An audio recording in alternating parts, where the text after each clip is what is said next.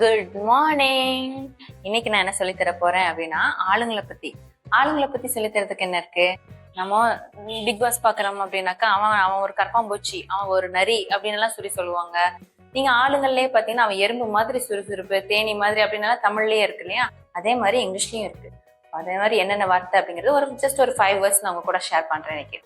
Okay, first word என்ன அப்படின்னு பாத்தீங்கன்னா ரொம்ப பிஸி, எல்லா வேலையும் இழுத்து போட்டு செஞ்சு அவன் பயங்கர பிஸியா இருக்கிறான் அப்படின்னா ஹீஸ் அ பிஸி பீ அப்படின்னு சொல்லுவோம். பிஸி பீ, தேனி தான். தேனி எப்படி சுறுசுறுப்பா இருக்கோ அதே மாதிரி அவனும் சுறுசுறுப்பான ஒரு பையன், சுறுசுறுப்பா வேலை செஞ்சுட்டு இருக்கு. குழந்தைங்கள்லாம் பிஸியா அதையும் இதையும் பண்ணிட்டு இருக்கோம், ஒரு வேலையா இதா இருக்காது, பட் ஆனா பிஸியா இருப்பாங்க. அந்த மாதிரி பிஸியான ஆளுங்க எல்லாருமே நீங்க என்ன சொல்லலாம் அப்படின்னு பாத்தீங்கன்னா பிஸி பீ அப்படின்னு சொல்லலாம். ஓகே, ஹீஸ் அ பிஸி பீ அப்படின்னு சொல்றது. ரெண்டாவது, நம்ம ஒருத்தங்களை வந்து டீச்சர் கிட்ட டவுட் கேட்கணும், நான் கேட்டா மாட்டிக்குவேன், இவனை கேட்க சொல்லலாமா அப்படின்னு சொல்லிட்டு நம்ம வேற யாரையாவது எழுப்பி விடுவோம். அதனால பெருசா பாதகம் கிடையாது, பட் அவங்கள ஒரு பரிசோதனை எலியா பார்ப்போம் இல்லையா. அப்ப அந்த மாதிரி ஆளுங்களை திட்டுற வார்த்தை இல்ல, இது வந்து பரிசோதனை எலி அப்படிங்கிற வார்த்தை தான். Guinea pig, Raghu is a guinea pig அப்படின்னு சொன்னோம்னா ரகு தான் எனக்கு பரிசோதனை எலி. மிஸ் கிட்ட ஏதாவது கேட்கறதா இருந்தாக்கா திட்டா என்ன பண்றது அப்படின்னு நான் டவுட் பண்ற இடத்துல எல்லாம் நான் அவனை கூப்பிட்டு நிக்க வச்சு கேட்க சொல்லிடுவேன். ஸோ கினியா பிக், பிக் அப்படின்னா பன்றி அப்படின்னு நீங்க நினைக்கலாம், பட் கினியா பிக் அப்படிங்கிறது ஒரு பெரிய சைஸ் எலி. அந்த எலியை வந்து பரிசோதனை எலி அப்படிங்கிற மீனிங்ல யூஸ் பண்ணுவோம். So Raghu is a guinea pig அப்படின்னு சொன்னாக்கா ரகு தான் எனக்கு பரிசோதனை எலி. ஏதாவது வேணும் அப்படின்னாக்கா நான் அவனை வச்சுதான் டெஸ்ட் பண்ணிக்குவேன். அந்த மாதிரி நிறைய பேர் அண்ணன் தம்பி, அண்ணன் எல்லாம் அக்காவெல்லாம் தம்பி தங்கச்சி வச்சு டெஸ்ட் பண்ணிக்குவீங்க அம்மா அப்பா கிட்ட, அவங்க எல்லாம் உங்களுடைய கினியா பிக் தான். ஸோ அந்த மாதிரி அர்த்தத்துல யூஸ் பண்றது. அடுத்த வேர்ட் பாத்தீங்க அப்படின்னாக்கா ஸ்கேப் கோட். ஸ்கேப் கோட் தமிழ்ல சொல்ற அதே வார்த்தை தான் பலியாடு. கினியா பிக் அப்படிங்கிறது பெருசா ஹார்ம்லெஸ், நீங்க வந்து உங்களுக்கு பதிலா வேற ஒருத்தங்களை எழுப்பி ஏதாவது ஒரு விஷயத்த நடத்திக்கிறது. வேற ஸ்கேப் கோட் அப்படின்னா உங்களுக்காக செல்ஃபிஷா நீங்க ஒருத்தரை பலி கொடுக்குறீங்க, அல்லது நீங்க வேற ஒருத்தருக்காக பலி ஆகுறீங்க அப்படின்னா you are the scape code.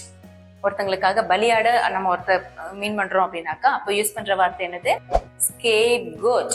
Scape code அப்படின்னு சொல்லணும். ஓகே, சில பேர் பார்த்திருப்பீங்க இடி உளுந்தா கூட தடி உளுந்த மாதிரி இருப்பாங்க, எந்த எக்ஸ்பிரஷனும் ஃபேஸ்ல காட்ட மாட்டாங்க.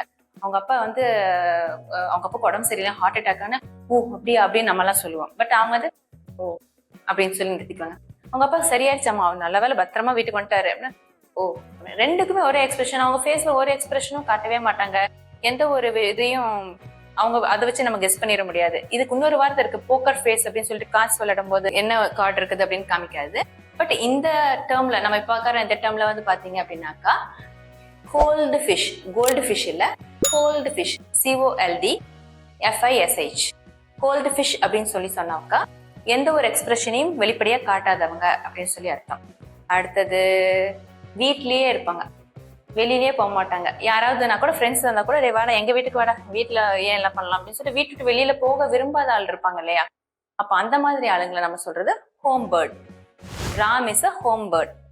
அவன் வீட்டை விட்டு வெளியில போய் ஏதாவது ஒன்று சோசியல் ஆக்டிவிட்டி பண்றதா இருந்தா கூட மத்தவங்களை கூட வெளியில போய் பண்ண மாட்டான், எல்லாரையும் வீட்டுக்கு வர வச்சு பண்ணிக்குவான். அப்படி இல்லாட்டி டே நான் வரலடா நீங்க போய்க்கோங்க அப்படின்னு சொல்லிட்டு வீட்டை விட்டு வெளியில போகவே போகாத ஆள் தான் home bird. I am a home bird அப்படின்னு சொல்லலாம்.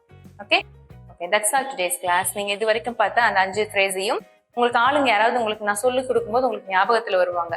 அந்த ஆளுங்களுடைய பேரை உங்க போன்ல ஸ்டோர் பண்ணி வச்சுக்கோங்க. நீங்க பழகுற வரைக்கும் இந்த வார்த்தையெல்லாம் உங்களுக்கு ஞாபகத்துல இருக்கணும் இல்லையா, அதுக்கு வரைக்கும் மட்டும் நீங்க இந்த மாதிரி யாருடைய பேரையாவது போட்டு வச்சிட்டீங்கன்னா அது பாக்குறப்பெல்லாம் உங்களுக்கு அது ஞாபகத்துக்கு வரும். ஓ இதனாலதான் இவங்களை போட்டிருக்கோம், ஓகே இந்த கேரக்டர் இருக்கிறவங்களும் இப்படிதான் சொல்லணும் அப்படின்னு சொல்லி உங்களுக்கு ஒரு ப்ராக்டிஸ் வரும். ஓகே, ப்ராக்டிஸ் பண்ணுங்க. ப்ராக்டிஸ் பண்ணாம இங்கிலீஷ் வராது.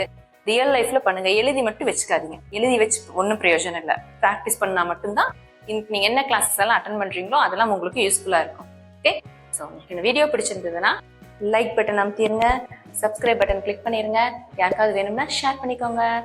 தேங்க்யூ.